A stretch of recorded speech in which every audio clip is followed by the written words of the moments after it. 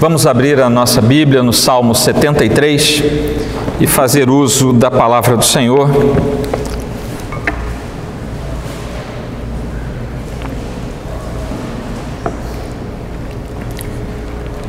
Assim diz: com efeito, Deus é bom para com Israel, para com os de coração limpo. Quanto a mim, porém, quase me resvalaram os pés, pouco faltou para que se desviassem os meus passos. Pois eu invejava os arrogantes ao ver a prosperidade dos perversos. Para eles não há preocupações, o seu corpo é sadio e nédio. Não partilham das canseiras dos mortais, nem são afligidos como os outros homens. Daí a soberba que os cinge como um colar e a violência que os envolve como manto. Os olhos saltam-lhes da gordura, do coração brotam-lhes fantasias.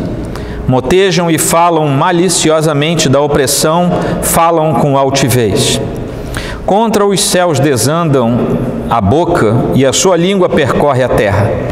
Por isso seu povo se volta para eles e os tem por fonte de que bebe a largos sorvos. E diz: como sabe Deus? Acaso há conhecimento no Altíssimo?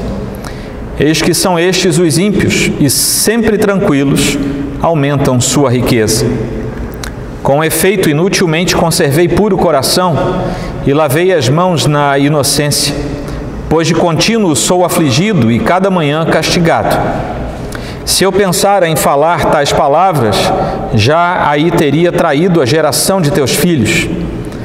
Em só refletir para compreender isso, achei muito pesada a tarefa para mim, até que entrei no santuário de Deus e atinei com o fim deles. Tu certamente os pões em lugares escorregadios e os fazes cair na destruição. Como ficam de súbito assolados, totalmente aniquilados de terror.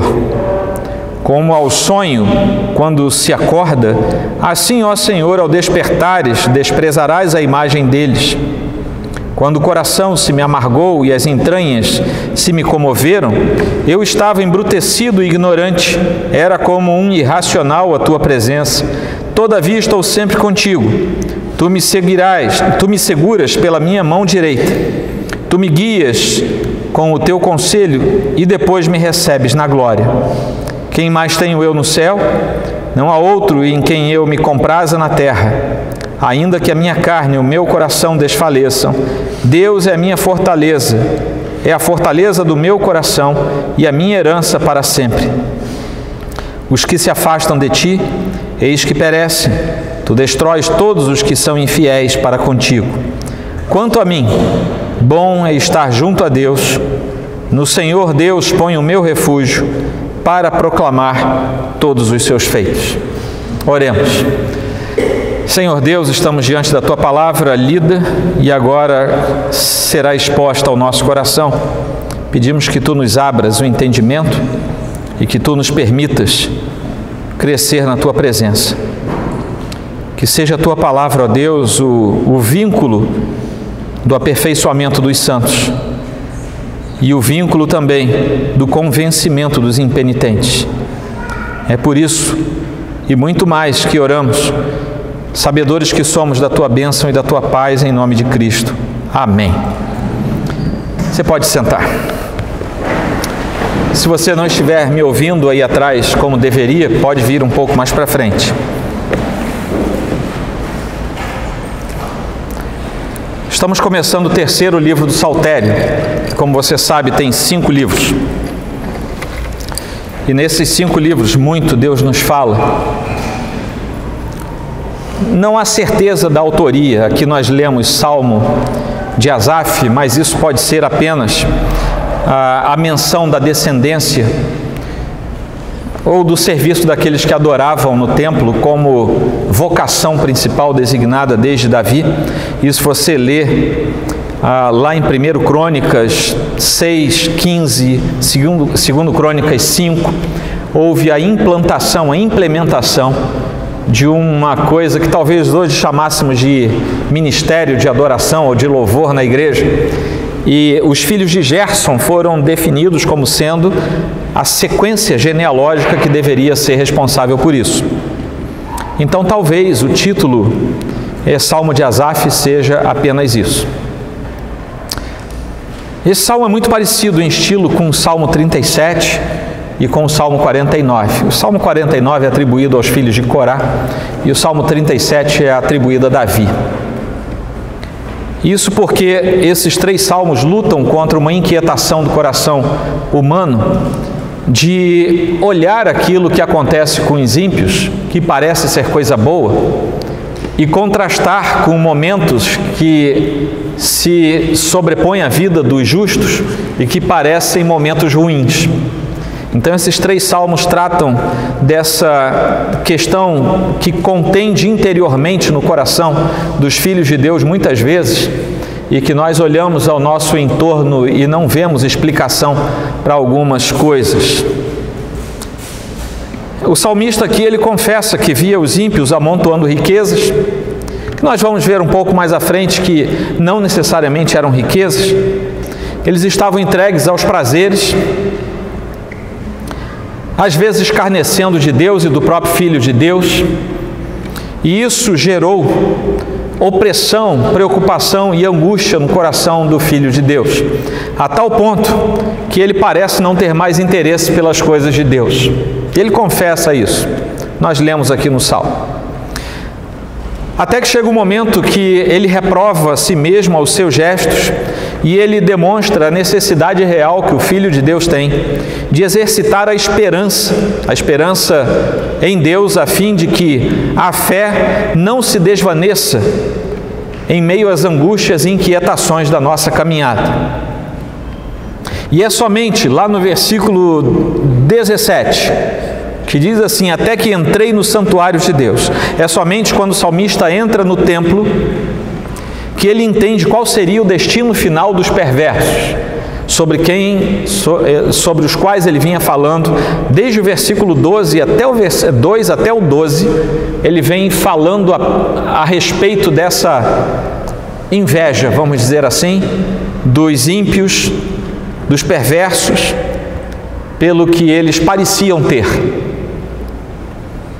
E até que ele chega à conclusão, a partir do versículo 17 principalmente, quando ele entra no templo, ele vê o fim dos ímpios, e ele chega então à conclusão de que os justos jamais serão defraudados no seu galardão, que é algo que muitas vezes não se vê, mas que está prometido pelo Senhor, enquanto os ímpios não escaparão das mãos do justo juiz. É a partir desse momento em que a intensa comunhão com Deus é retomada que ele conclui essas duas questões. É por isso que eu intitulei esse sermão de O Fim de Cada Um. E há um fim proposto nesse salmo para os ímpios e um fim proposto para os justos. E muitas vezes nós estamos sob provações intensas por nossa própria causa. Mas por nossa própria causa, por nosso próprio pecado. Mas assim como aconteceu no Salmo 42, reverendo Alain pregou semana passada, neste salmo, o salmista também percebe que ele não está sofrendo por causa do seu pecado ou por ele ter feito algo que desagradasse a Deus. Ele está sofrendo porque Deus permitiu que ele sofresse, a fim de que os propósitos de Deus fossem cumpridos em sua vida e que ele fosse fortalecido ao fim da sua jornada. A provação, e depois nós vemos isso com mais clareza no Novo Testamento, a provação é um dos caminhos pelos quais Deus fortalece e prepara o justo para que ele chegue no dia final totalmente preparado e disposto na presença do Senhor, de tal sorte que ele não claudique no meio da sua caminhada. Então, nós vamos entrar no Salmo agora. Lá no versículo 1, e é interessante, se você olhar o versículo 1 e o versículo 13, os dois começam assim: com efeito. Notaram isso? Com efeito, Deus é bom para com Israel, para com os de coração limpo. Ponto. Esse é o versículo 1. A partir do versículo 2 e até o 12, ele estará falando a respeito do ímpio, quase elogiando o ímpio, o perverso. Mas lá no versículo 13, quando ele vira essa página, ele também fala assim: com efeito, inutilmente conservei puro o coração. Ele tem a tese no versículo 1 e a antítese no versículo 13. Quando no 13 e no 14 ele faz uma confissão do seu pecado e da sua falha, em que ele diz: quase que eu caí, pelo que eu estava contemplando e até admirando na vida dos perversos.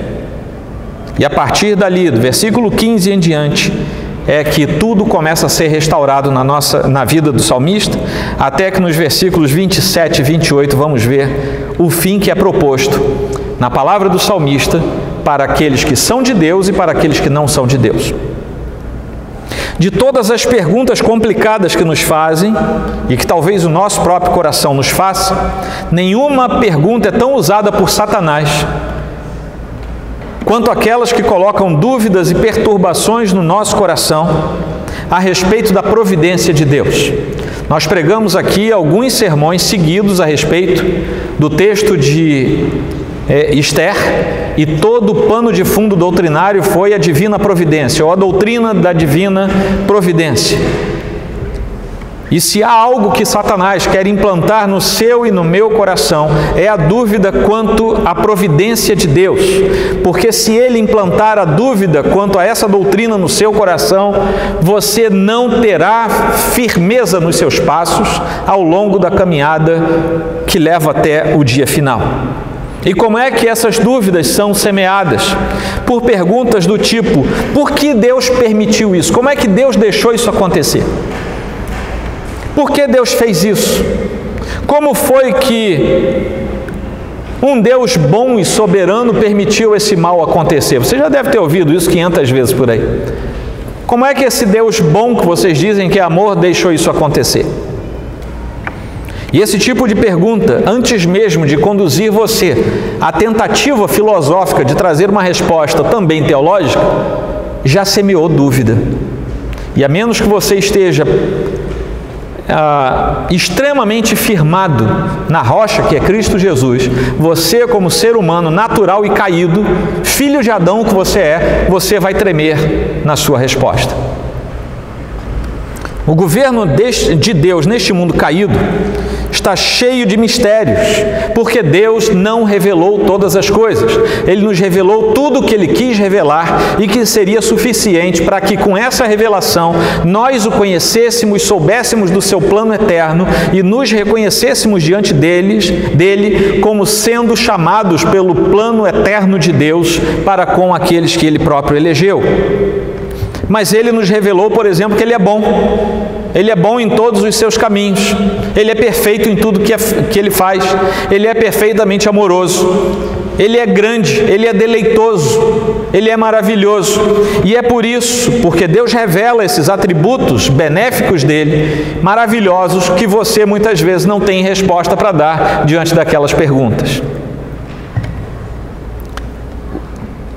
O tentador, com essas perguntas capciosas, ele quer que você não tenha mais as respostas da revelação na ponta da língua. E ele tenta inverter, tornando o mistério de Deus, aquilo que Ele não revelou, na maldade de Deus.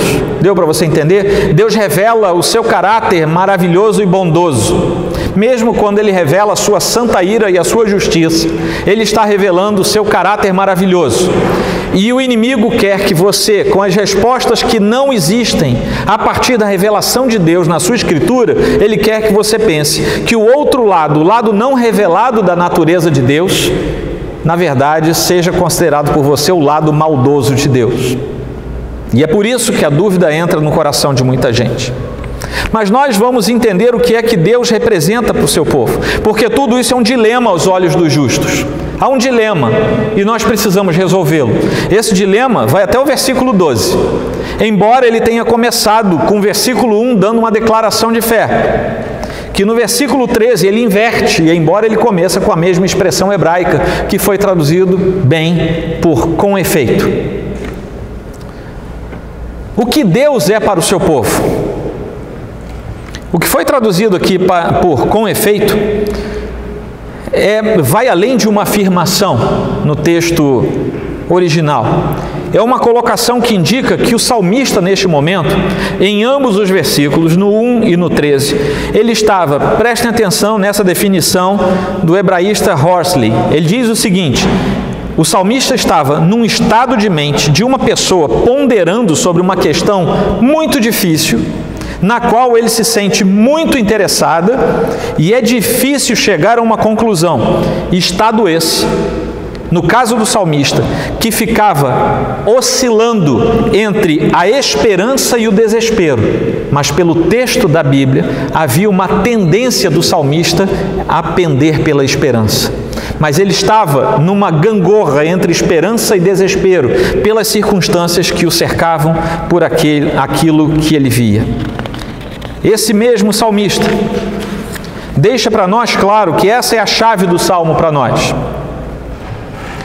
Porque diante das dúvidas do salmista, ele sabe com certeza que Deus é bom para com Israel. Ele, antes de mostrar a sua dúvida, ele faz uma confissão.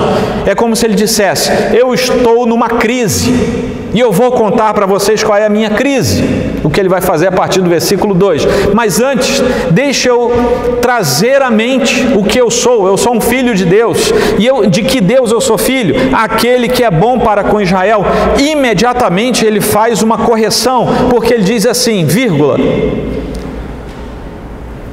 para com os de coração limpo. Deus, Yahvé, o Deus de Israel, a quem ele confessava era um Deus bom para com Israel, vírgula, ele é bom para com aqueles de coração limpo. Aqui eu trago a primeira aplicação para nós nesta noite. Deus é bom para com o seu discípulo que o serve de coração limpo, não necessariamente para com aquele que domingo após domingo se senta num banco de igreja. Nós aprendemos lá no Novo Testamento que a igreja é o Israel espiritual. Vamos fazer uma transposição desse versículo primeiro para a realidade da igreja. Deus é bom para com a igreja, vírgula, para com seus discípulos de coração limpo. É quase como se o salmista corrigisse o que ele falou na primeira parte. Não se sinta seguro porque você é membro desta igreja ou de outra qualquer. Busque intimidade com o seu Deus, porque é isso que garante a você que Deus haverá de conduzir você por sua mão até o último e glorioso dia. Eu sei que eu vou falar isso enquanto eu estiver nesse púlpito. E muitos continuarão motejando, muitos continuarão meneando a sua cabeça. E olha que a nossa igreja é muito pequena, imagine se isso aqui fosse uma igreja grande. Mas isso nos foi advertido na Escritura. Nós vamos falar, e um monte de cabrito não funciona como ovelha, a joio e a trigo. Embora o balido possa até se confundir à distância, mas as vozes do cabrito e da ovelha são diferentes. Você pode pastar no mesmo pasto, mas ovelha e cabrito são diferentes. Ambos podem estar no mesmo prado, mas não necessariamente são da mesma raça. E é disso que o salmista está dizendo. Deus é bom para com Israel. Ele é bom para com os de coração limpo. Ele está dizendo, ele é bom para com os justos. E ele então nos faz lembrar de algo inspirado já pelo Senhor lá no Salmo 24, 3 e 4, quando o salmista lá no outro salmo diz assim: quem subirá ao monte do Senhor? Quem há de permanecer no seu santo lugar? E ele mesmo responde, ele faz perguntas retóricas, e ele mesmo responde: o que é limpo de mãos e puro de coração, que não entrega a sua alma à falsidade, nem jura dolosamente. Não entrega a sua alma à falsidade. Esse subirá ao monte do Senhor e haverá de permanecer no seu santo monte. Se entregar a sua alma à falsidade, não estará nessa circunstância. Quais são as falsidades que podem ser apresentadas no nosso meio hoje? Quais são as falsidades que você pode praticar dentro desta igreja, por exemplo? Ou os que nos visitam em sua própria igreja? Talvez você saiba de uma lista de falsidades. E talvez sejam as falsidades que você pratica. E que o Senhor está dizendo, enquanto você as praticar, você não estará no Monte Santo do Senhor. Isso é duro, mas é a palavra do Senhor. Ele então começa a dizer que ele tem uma inveja pela prosperidade dos ímpios. Versículo 2 começa assim, quanto a mim. E o versículo 28 também começa, quanto a mim. E os versículos 22 e 23 também começariam, quanto a mim. Mas na tradução, o quanto a mim sumiu. Mas esses 4 versículos, 2, 22, 23 e 28, começam com essa expressão hebraica, quanto a mim, que é muito enfática. Quanto a mim, porém, quase me resvalaram os pés, pouco faltou para que se desviassem os meus passos, pois eu invejava os arrogantes. Ele começa a declarar aqui o que ele fazia. Ao ver o quê? A prosperidade dos perversos. Seus pés quase resvalaram, seus passos quase se desviaram. E ele nos faz lembrar com essa expressão dele, que nós estamos em perigo de cair, a menos que sejamos sustentados pela poderosa mão divina. Nós cremos na eleição, cremos na salvação que uma vez dada pelo poder do Senhor, ela não é tomada, não é perdida, mas, paradoxalmente, a Escritura nos adverte. Cuidado, fica firme, não se desvia. E aqui ele diz que ele estava em perigo de resvalar os seus pés e de desviar os seus passos. Esse perigo ronda, e nós só mantemos a nossa presença diante do Senhor se formos sustentados pela poderosa mão de Deus. Nos versículos 4 e 5, ele parece sugerir que os ímpios nunca ficam doentes, que são imunes aos problemas. Os problemas que você e eu sofremos, ele está olhando para os ímpios e está dizendo assim, parece que eles não sofrem nada, eles não têm nada acontecendo contra eles. Ele percebe a plena realidade da situação somente mais adiante, lá nos versículos 16 e 17, quando ele diz assim, em só refletir para compreender isso, achei muito pesada a tarefa para mim. E aqui ele começa a mudar o seu discurso, que é no versículo imediatamente após esse, que ele vai dizer que foi somente quando ele entrou no templo. A aflição não é necessariamente o sinal do desfavor divino. Isso nós podemos ver em Jó, podemos ver em Hebreus. Há momentos em que o sofrimento não é desfavor divino. No versículo 3, nós temos uma palavra que causa inveja em todo mundo. É a palavra prosperidade. Todo mundo quer prosperidade. Todo mundo quer prosperidade. Aí todo mundo lê esse versículo 3 assim, pois eu invejava os arrogantes ao ver a prosperidade, ao ver a riqueza, ao ver os bens dos perversos, ao ver como os perversos se dão bem. Mas, na verdade, essa palavra que foi traduzida por prosperidade em quase todas as versões, quando nós vamos fazer a exegese do texto, nós vamos descobrir que o senso não é apenas de prosperidade, mas é prosperidade no sentido de estar muito bem, sentir-se em paz por tudo que acontece. Isso muda a percepção que nós temos aqui. Porque ele diz assim, pois eu invejava os arrogantes ao ver que os perversos cometem as suas perversidades e depois vão dormir em paz. Era isso que ele queria. Na verdade, o salmista está dizendo assim, bem que eu podia pecar como esses perversos e conseguir dormir em paz depois. Ele não está preocupado com a riqueza dos perversos, como parece uma leitura nas traduções mais correntes que nós temos. Ele está preocupado com o fato de não ter problema de consciência depois de pecar.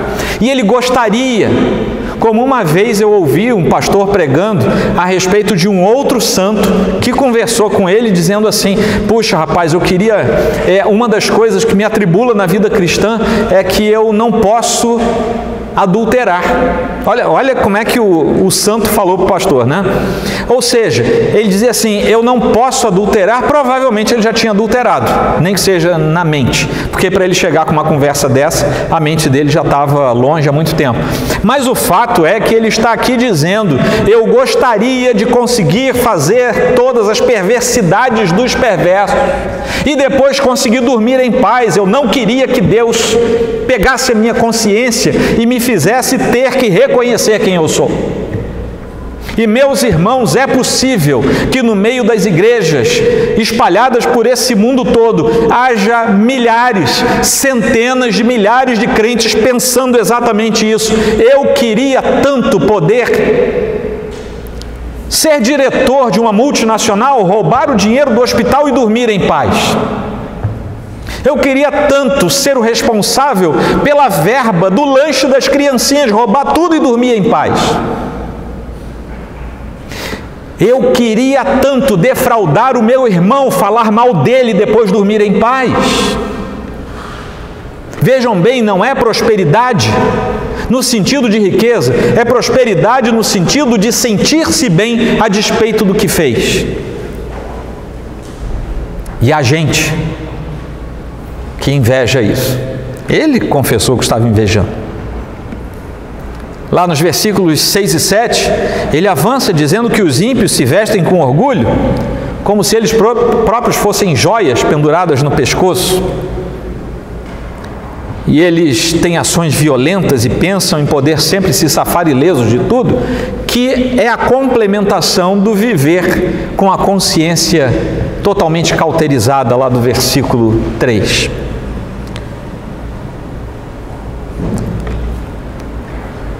Os olhos saltam-lhe da gordura. Provavelmente você não entendeu nada, é porque é chato de entender mesmo. No versículo 7, os olhos saltam-lhes da gordura, do coração brotam-lhes fantasias. Esse trecho aqui veio da versão massorética. Na versão siríaca, que é uma outra fonte de leitura, nós poderíamos traduzir assim: do seu íntimo brota a maldade, do coração brotam-lhe fantasias. É mais fácil de entender, embora queira dizer algo um pouco diferente numa primeira leitura. Esses são aqueles que, por seu orgulho, por sua empáfia, amedrontam os outros, porque do seu íntimo brota a maldade. Até que chegamos aos versículos 8 e 9. E nesses versículos, a descrição de arrogância e de orgulho dos perversos prossegue. Motejam e falam maliciosamente da opressão. Maliciosamente da opressão falam com altivez. Eu vou falar uma palavra feia para vocês, tá bom? Vocês estão preparados? Você sabe o que é motejar? Não, é arrotar. Você já viu aquele sujeito que você fala assim: rapaz, o cara arrota caviar. O sujeito arrota arrogância. Se você quiser falar isso para ninguém entender o que você está falando, você usa o verbo motejar, tá bom? Você guarda essa palavra, você usa por aí, você fala o que quer e ninguém vai entender na hora. Mas ele está dizendo que eles arrotam e quando fazem isso amedrontam as pessoas, porque eles fazem isso com tamanha arrogância e perversidade que as pessoas que estão perto ficam amedrontadas. E eles falam destemidamente como se fossem o próprio Deus. Contra os céus desandam a boca e a sua língua percorre a terra. É como se eles entrassem no lugar de Deus. Eu vou falar de toda essa terra, eu tenho como fazer isso. Até que chegamos ao versículo 10, que é de tradução difícil mesmo. Por isso o seu povo se volta para eles e os tem por fonte, de que bebe a largos sorvos. Que quer dizer que por isso o povo bebe aquilo que eles destilam com goles longos, sabe aquela bebida que você gosta, né? Aquele mate bem gelado num dia de muito calor, tipo assim, hoje, se alguém servisse aqui pra gente, né, bandejas de suco bem gelado, vocês beberiam com aquele golão, né? Aquele gole, aquele sorvo. O sorvo é um gole. Esse salmo é bom para você aprender novas palavras, né? Motejar, sorver. Então daí que vem sorvete, é algo que você sorve, tá? Você dá aquele longo gole e você sacia a sua sede. Aqui diz que o povo vai até esses impenitentes e bebe da sua arrogância com grandes goles, ou seja, se alimenta da empáfia daqueles impenitentes como se boa coisa aquilo fosse. E as pessoas se deixam atrair por esses soberbos orgulhosos, tentam participar de seu sucesso. Eu quero um pouco do sucesso desse homem, mesmo que ele seja um impenitente. Ridicularizam a ideia de um Deus que é todo-poderoso, que tem conhecimento das suas atividades e que não se tem por rogado. No tempo certo, Deus haverá de impedir tudo. E essas pessoas agem como se jamais tivessem que prestar conta das suas ações. Assim são os corruptos, os corruptores, assim são os impenitentes que se colocam contra Deus e contra seu plano. Essa estirpe de impenitentes não está longe, mas está perto de cada um de nós, como estava perto do salmista. E você poderá entrar no mesmo tipo de crise do salmista, porque em nada nós somos diferentes dos santos do passado. Até que nos versículos 13 e 14, ele começa a demonstrar uma tristeza pela situação dos justos, porque até ali ele estava quase que louvando a impenitência dos pecadores. Mas a partir do versículo 13 e no 14, quando ele dá aquela antítese sobre a qual eu falei, com efeito inutilmente conservei puro o coração e lavei as mãos na inocência, pois de contínuo sou afligido e cada manhã castigado. Vejam em que ponto chega o salmista. A cada manhã a palavra do Senhor é renovada sobre você, mas ele está de tal modo assolado e desolado, que ele diz que a cada manhã ele é castigado. Ele não se percebe renovado em sua esperança, ele se percebe castigado. O salmista tentava viver retamente e tentava evitar as ações pecaminosas que ele via nos perversos, embora estivesse com inveja deles. Mas ele fazia isso como bom religioso. Hoje é domingo, é dia de igreja. Por que você vai à igreja? Eu vou à igreja porque eu tenho que ir à igreja. Mas por que você vai à igreja? Só sei que eu vou.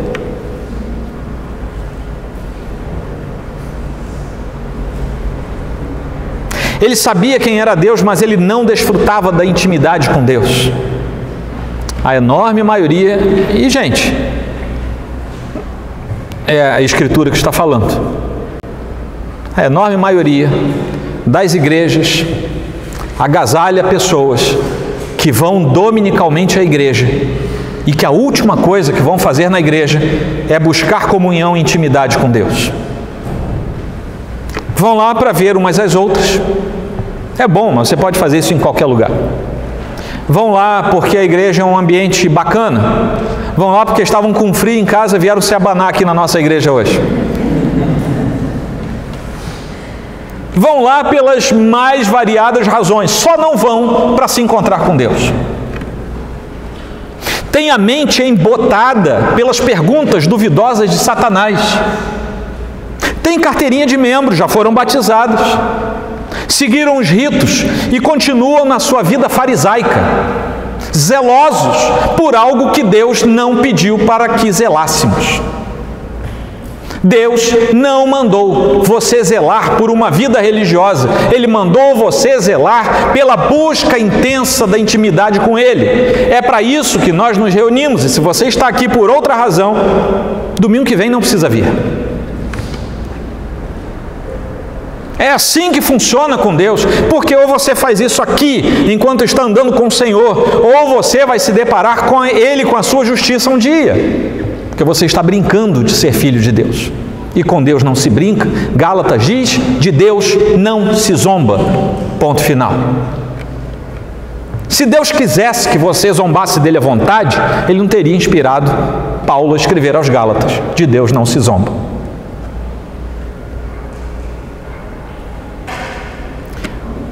Quando você pensa o que não deve de um dos seus irmãos, você está zombando de Deus. Quando você aproveita a pouca luz dos corredores para falar mal de alguém, você está zombando de Deus. Porque aquele de quem você está falando mal naquele momento é alguém que foi pregado na cruz em Cristo Jesus, cujo sangue foi derramado para salvar aquele de quem você está falando mal. Você está zombando de Deus e da sua obra. E de Deus não se zomba. Tenha muito cuidado com como você anda diante de Deus, porque Deus é sério. Ele é muito amoroso, mas Ele é extremamente justo. Ele é bondoso em extremo, mas Ele se ira contra o pecado. E na Escritura diz que se você for seu filho e Ele amar você, Ele vai disciplinar você. Tenha cuidado e não zombe de Deus. O salmista estava nessa. E ser religioso, fajuto, fariseu, moderno, é zombar de Deus. Ele sabia de Deus, mas não desfrutava da sua intimidade. Seus olhos estavam fixos no que acontecia neste mundo. Seus olhos tinham inveja do perverso. Ele tentava viver como crente em Deus, por suas próprias forças, tomando as suas próprias iniciativas, como os fariseus fizeram e foram duramente condenados por Jesus Cristo.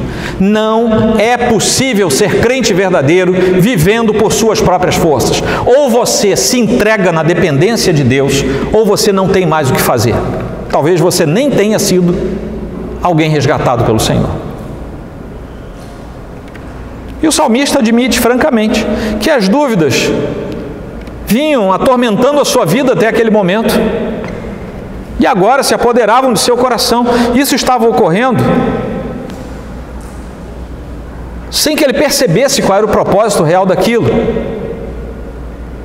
E quando ele se comparava com os perversos, ele continuava percebendo que a situação dele parecia ser pior. Até que nós chegamos ao versículo 15 e até o versículo 26. O que nós vemos é que a adoração muda a perspectiva dos justos. Somente o justo, somente o verdadeiro Filho de Deus, somente um discípulo verdadeiro de Cristo, que não se entregou a uma vida farisaica, é que consegue alcançar intimidade com Deus. E isso é o reflexo da relação de intimidade, da intimidade trinitária que se mostra sobre nós como sendo o alvo da nossa vida. Pai, que eles e eu sejamos um, como eu e tu somos um. Ou você aprende a viver como um, ou você continua sendo fariseu. E eu acho que você tem a intenção de ser filho de Deus.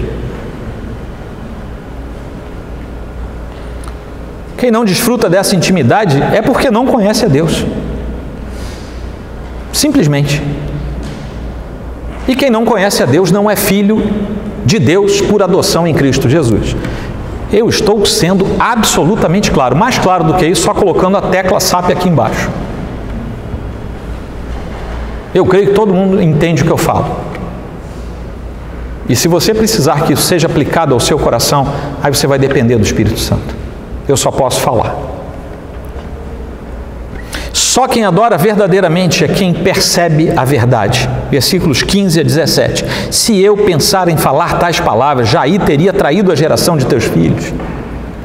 Em só refletir para compreender isso, achei muito pesada a tarefa para mim, até que entrei no santuário de Deus e atinei com o fim deles. O fim deles quem? Dos perversos, sobre os quais ele vinha falando até o versículo 12, e depois, em sua mente ainda, ele se arrepende do que fez a partir do versículo 13 até o 14.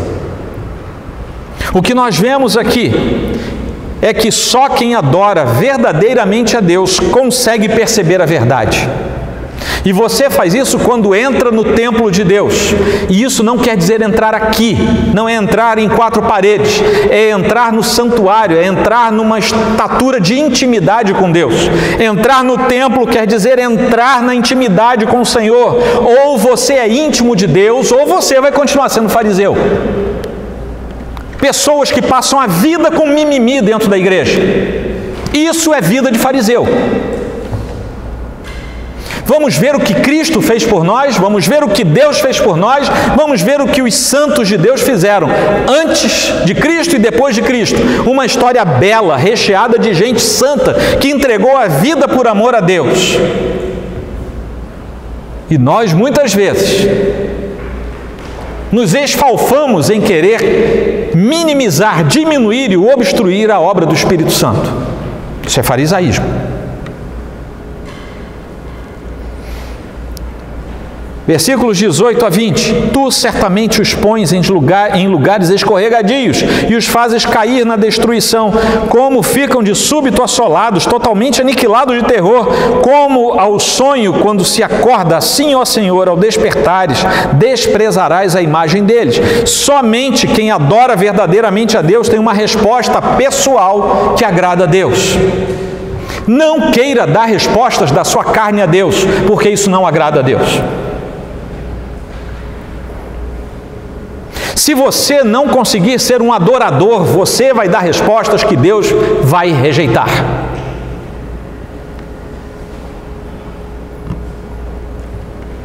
Só quem adora verdadeiramente a Deus consegue confessar e se arrepender. Versículos 21 e 22.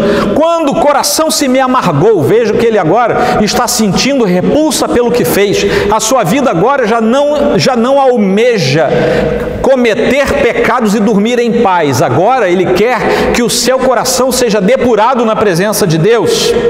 Quando o coração se me amargou e as entranhas se me comoveram, eu estava embrutecido e ignorante, era como um irracional à tua presença. Aqui nós vemos que somente quem adora verdadeiramente consegue confessar e se arrepender, porque há uma confissão que é da boca para fora, cujo coração não se arrependeu coisa nenhuma. Isso é falso. Isso é fariseu. Pintadinho de branco por fora, por dentro tem carne podre, sepulcros caiados. Foi assim que Deus os chamou. E ele encerra esse trecho dos versículos 23 ao 26. Todavia, e no 22 e no 23, lembrem-se que havia lá no hebraico quanto a mim, que é uma expressão muito forte. Todavia estou sempre contigo. Agora ele está começando a se deleitar no Senhor. Estou sempre contigo, tu me seguras pela minha mão direita. Tu me guias com o teu conselho e depois me recebes na glória. Quem mais tenho eu no céu? Não há outro em quem eu me compraza na terra. Ainda que a minha carne e o meu coração desfaleçam, Deus é a fortaleza do meu coração e a minha herança para sempre. Só quem adora verdadeiramente a Deus consegue afirmar a fé no Deus verdadeiro. 4 coisas que o salmista nos fala a respeito da adoração que muda a perspectiva. De quem é justo não vai mudar a perspectiva de quem é impenitente, mesmo que seja membro de alguma igreja. Só vai mudar a perspectiva de quem é justo, regenerado e verdadeiramente salvo.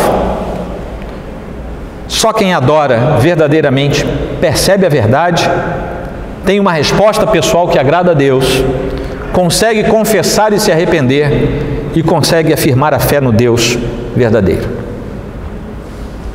chegamos ao final do Salmo.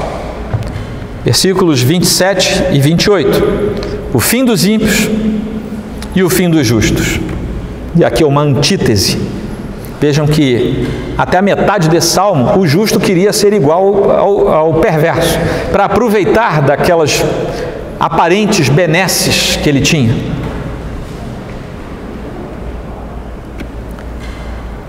Os que se afastam de ti, eis que perecem. Tu destróis todos os que são infiéis para contigo. Versículo 27. Versículo 28. Quanto a mim, bom é estar junto a Deus. No Senhor Deus põe o meu refúgio para proclamar todos os seus feitos. Somente quando ele conseguiu afirmar a sua fé, a fé no verdadeiro Deus, versículo 26, é que ele chamou o Deus de fortaleza do seu coração e herança para sempre. E aqui é como se ele fechasse o circuito. E ele está dizendo, é mesmo, eu estava vendo os perversos, mas eu sou justo, sou filho de Deus. O Senhor é a minha segurança. É por isso que ele encerra dizendo, quanto a mim é bom estar junto a Deus, no Senhor põe o meu refúgio. É algo que ele concluiu quando ele também concluiu na sua afirmação de fé no Deus verdadeiro, que somente Deus era o seu baluarte, era a sua herança para sempre, a fortaleza do seu coração.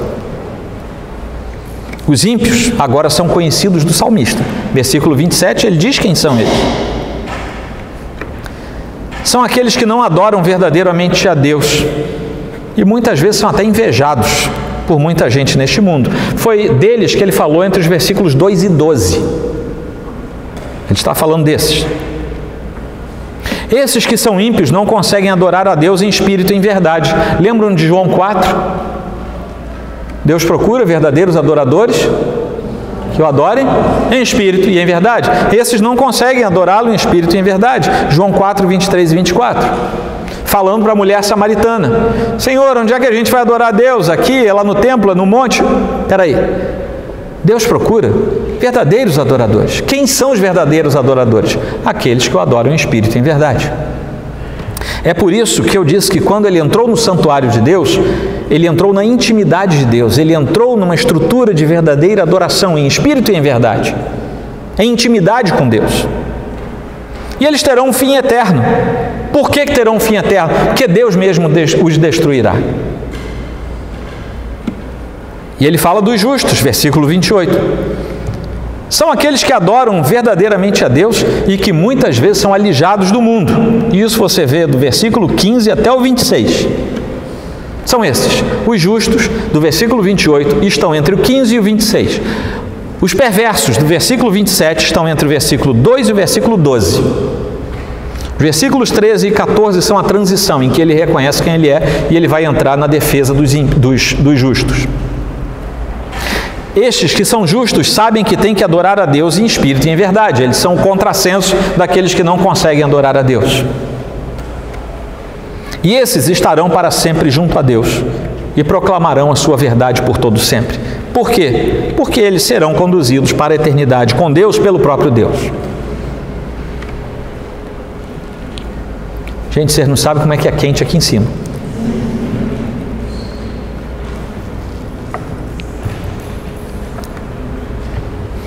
Milhares e milhares de pessoas anualmente visitam um lugar que fica em San José, na Califórnia, chamado de a Mansão Winchester. Winchester, sabe? Você já viu o filme de Bang Bang? Winchester, aquela espingarda. Um sujeito de sobrenome Winchester foi quem desenhou aquelas armas e as produziu. Ele morreu e deixou a sua viúva, chamada Sarah Winchester. E eles tinham uma mansão nesse lugar chamado San José, na Califórnia. Está lá até hoje, virou ponto turístico. Mas entre 1884 e 1922, Sarah Winchester, sozinha, porque já era viúva, sozinha, manteve a casa todos esses anos em construção. E olha que não era nem igreja. Manteve em construção. Pedreiros, carpinteiros, marceneiros, vidraceiros, todo esse tempo não pararam as obras. Eu tive curiosidade de procurar lá no São Google, e tem lá a imagem da... Não vai procurar isso agora aí no celular, não. Deixa para ver em casa. Tá lá, Mansão Winchester, procura lá. E você vai ver, uma casa até muito esquisita. Você imagina uma casa que depois de alguém fazer o desenho arquitetônico dela, ela nunca mais parou de ter obra. Então ela virou uma aberração, uma coisa esquisita mesmo. Ela tem portas que não dão em lugar nenhum, tem janelas em paredes fechadas, que não tem visibilidade. Assim, tem escadas que param assim no meio da parede. É um negócio bizarro. E seja qual for o motivo para ela ter feito essa obra ininterrupta até morrer em 1922, há duas teorias. Uma que ela tinha medo de fantasmas, e quais seriam os fantasmas? Os fantasmas de todos aqueles que morreram de tiro por uma Winchester. Então, diz a lenda que ela tinha medo de que essas pessoas mortas por armas criadas por seu marido vinham assombrá-la.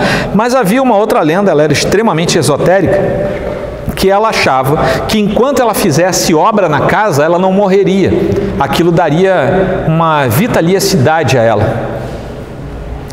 E seja qual for o motivo, ela continuou solicitando mais e mais reformas até que ela morreu. E eu copiei aqui alguns dados. Nessa casa, nessa mansão Winchester, existem mais de 10 mil janelas. Você sabe o que são 10 mil janelas? 10 mil janelas. 162 cômodos. A maioria dessas janelas levam a parede que não tem nada do outro lado, não tem o que você vê. Uma janela na parede fechada, tá? É só janela. Aqui no centro do Rio tem um prédio assim. Tá? Depois, se você quiser, me contrata que eu faço um passeio turístico com você pelo centro do Rio. Mas desses 162 cômodos, 40 quartos. Tem 2 salões de baile, um inclusive que ela não conseguiu terminar, ela morreu e estava no meio da obra. Tem 2 salões de baile. 47 lareiras. Haja árvore derrubada para essas lareiras todas. Ainda bem que o Ibama é no Brasil, não é nos Estados Unidos. 10 mil painéis de vidros, 19 chaminés, 2 porões, 3 elevadores. E estima-se que em valores atuais ela tenha gasto mais de 70 milhões de dólares fazendo essa confusão toda.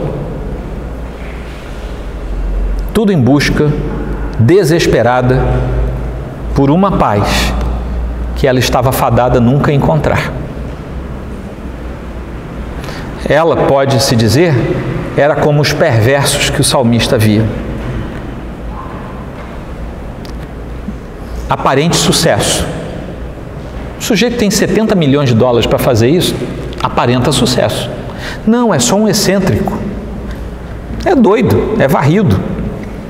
Tem um problema sério. E o seu problema está no coração.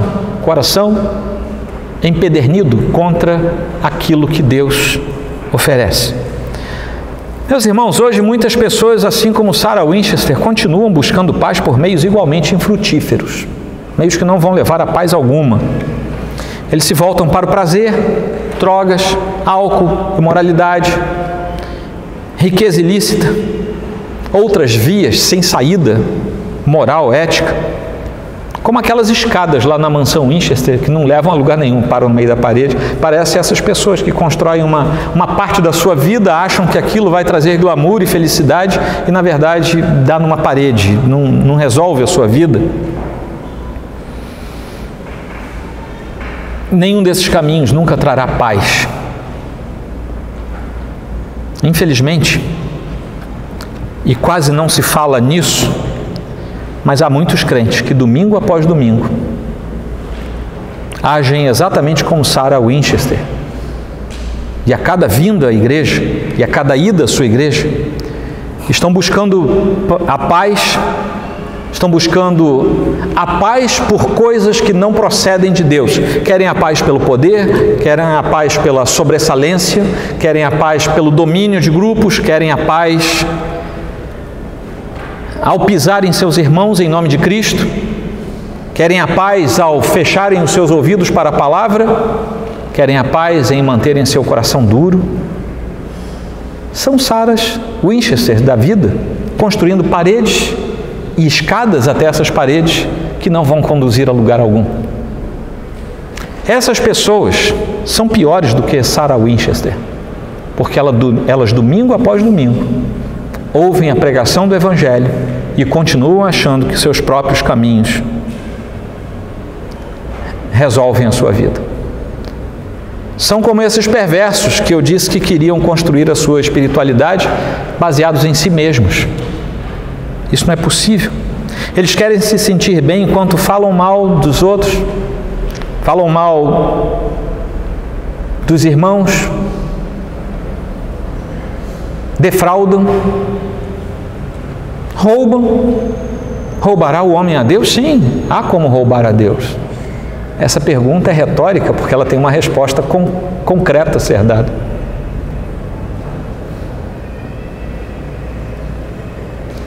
Acham que conquistarão a graça de Deus criando currais dentro das igrejas, por dominação, por influência. São pessoas criando janelas que não dão para lugar nenhum e criando escadas que vão até a parede.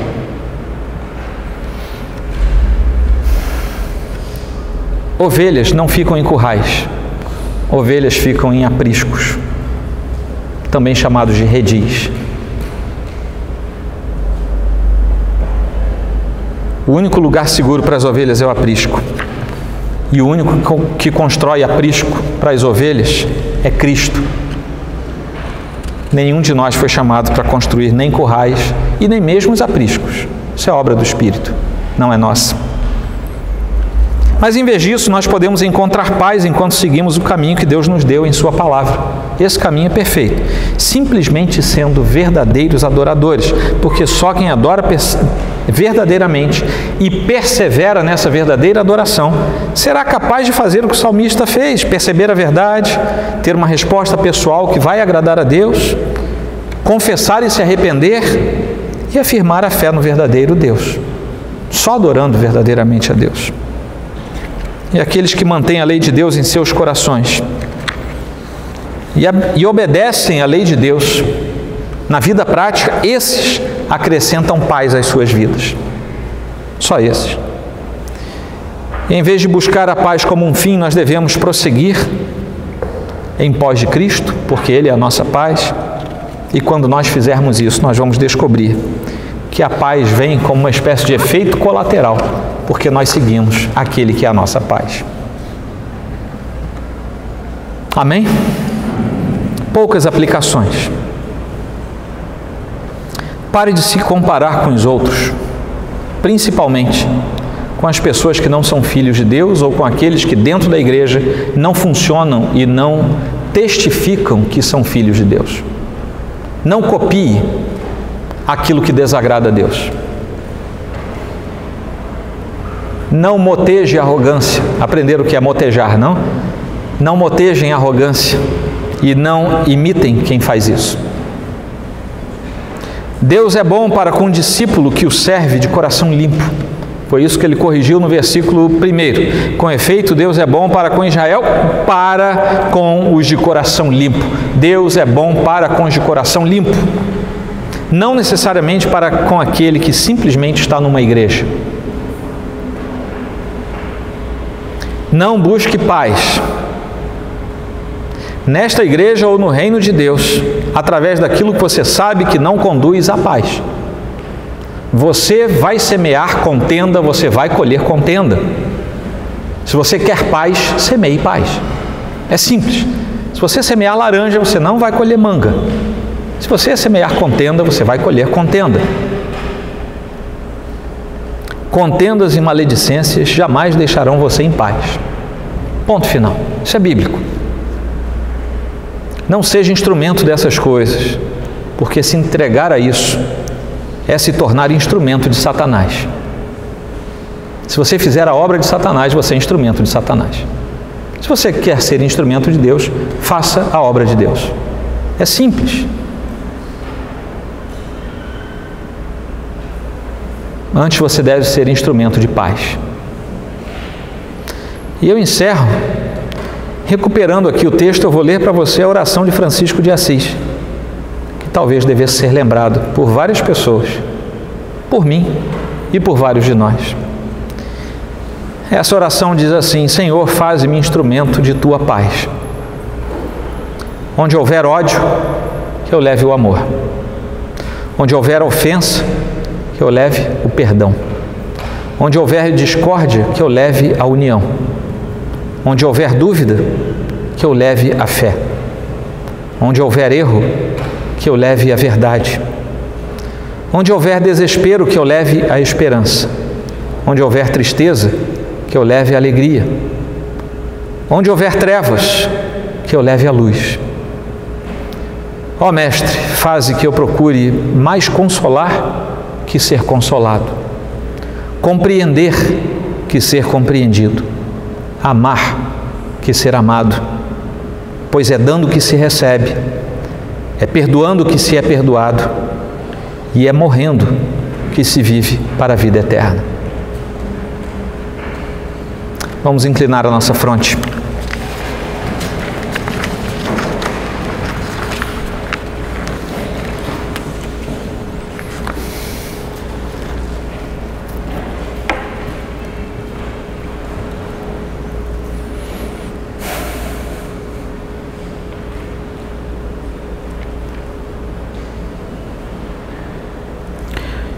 Senhor Deus, dura tarefa é pregar a Tua palavra, sendo fiel apenas à Escritura,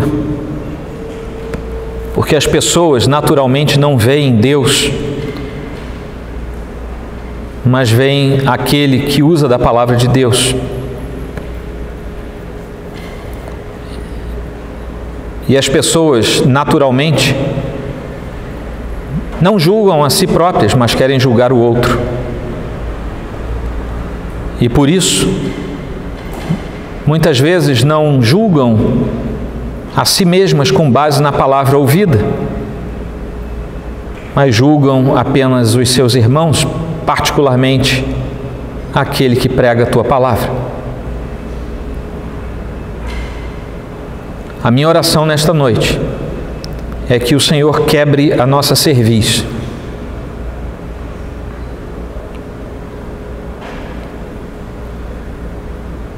O Senhor Jesus andou 3 anos pregando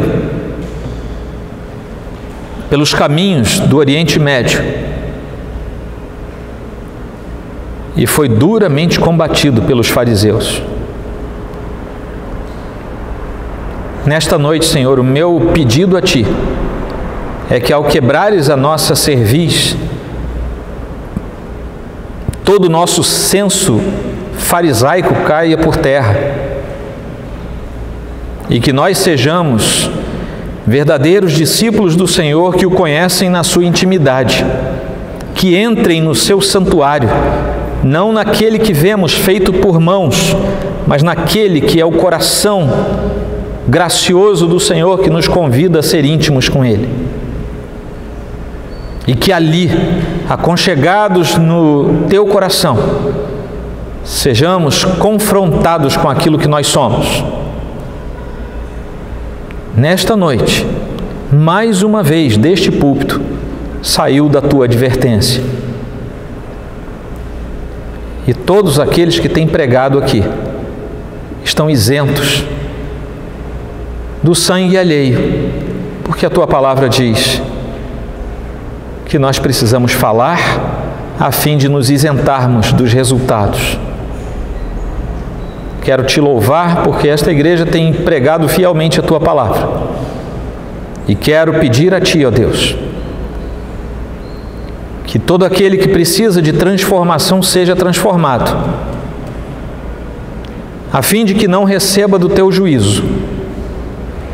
Mas, se preciso for, abate a carne, para que a alma seja resguardada no Teu seio.